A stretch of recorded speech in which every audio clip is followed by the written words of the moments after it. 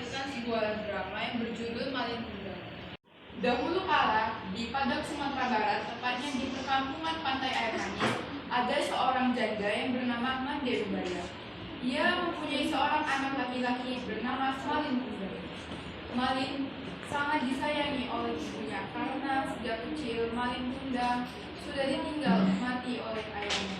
3. Malin dan ibunya tinggal di perkampungan nelayan. Ibunya sudah tua, ia hanya bisa bekerja sebagai penjual kue. Kue, Ayo beli ibu-ibu, ayo. kue. Ayo kakak-kakak, ibu-ibu. Ya. Ayo ibu, Bu. Terima kasih. Terima kasih, Bu. Pada suatu hari, Malin jatuh sakit. Tubuhnya mendadak panas. Mande Rubaya tentu saja sangat bingung. Tidak pernah Malin jatuh sakit seperti ini. Mande Rubaya berusaha sekuatnya untuk mengobati Malin dengan mendatangkan tabib. Allahu Akbar.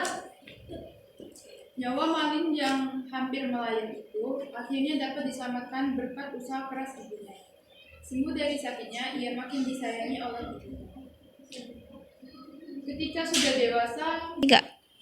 sudah dewasa, Malin berpamit kepada ibunya untuk pergi merantau.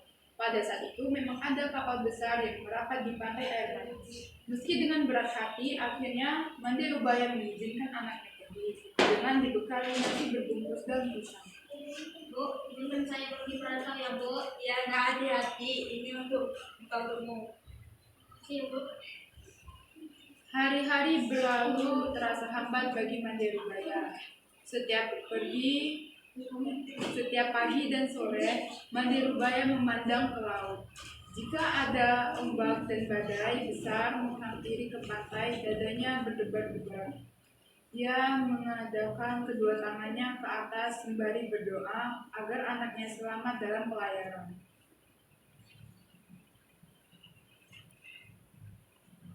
Malin, ibu ini sudah tua.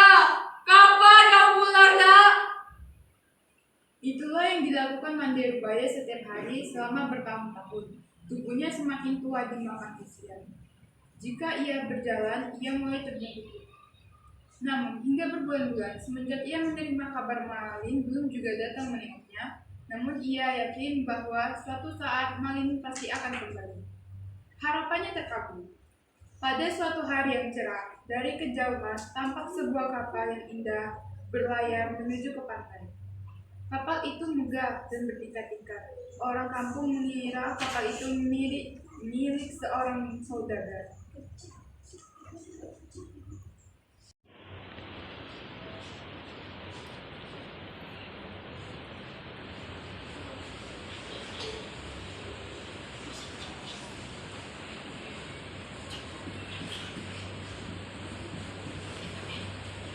Ketika kapal itu mulai merapat, tampak sepasang muda-mudi berdiri di anjungan.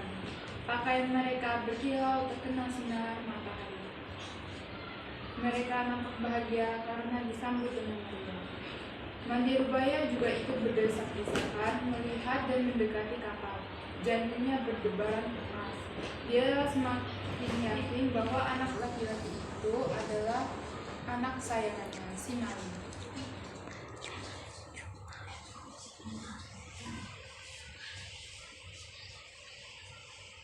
Malin, anakku!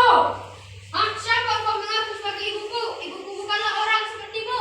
Kukira ibumu adalah wanita yang sangat kaya raya. Tidak begitu, wahai istriku. Sebenarnya ibuku adalah seorang yang sangat kaya raya dan tinggal di sebuah istana yang sangat mewah.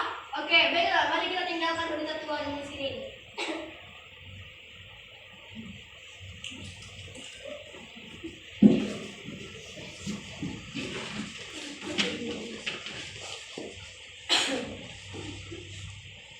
Malin Kundang tidak menghiraukan perkataan ibunya. Pikirannya kacau karena ucapan istrinya.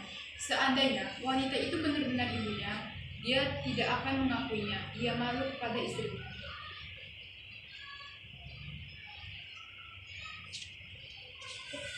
Malin, kau tidak mengenal ibu ini, Nak? Cih, bukankah sudah kubilang, ibuku bukanlah orang sepertimu. Pengawal, bawa dia pergi.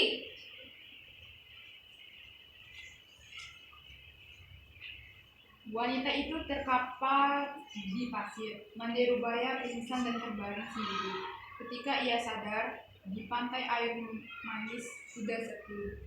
Di laut dilihatnya kapal Malin semakin jauh. Hatinya perih seperti ditusuk-tusuk. Tangannya ditadahkannya ke langit. Ia kemudian berseteru dengan hatinya yang rindu. Ya Allah, ya Tuhanku, jika dia benar-benar anakku Malin yang aku kandung selama 9 bulan, maka kutuk jadi batu.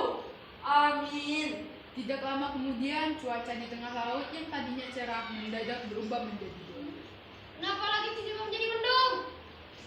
Entah bagaimana awalnya tiba-tiba datanglah badai besar menghantam kapal Malin tunggang. Disusul sambaran petir yang menggelegar. Seketika kapal itu hancur berkeping-keping, kemudian terhempas ombak hingga ke pantai. Ibu, maafkan Malin, Ibu. Demikian penampilan drama kami. Adapun pesan moral yang dapat kita ambil. Yang pertama, janganlah durhaka kepada orang tua. Yang kedua, jangan lupakan jasa orang tua. Itu saja. Jika ada salah kami maaf kepada Allah. Sekian.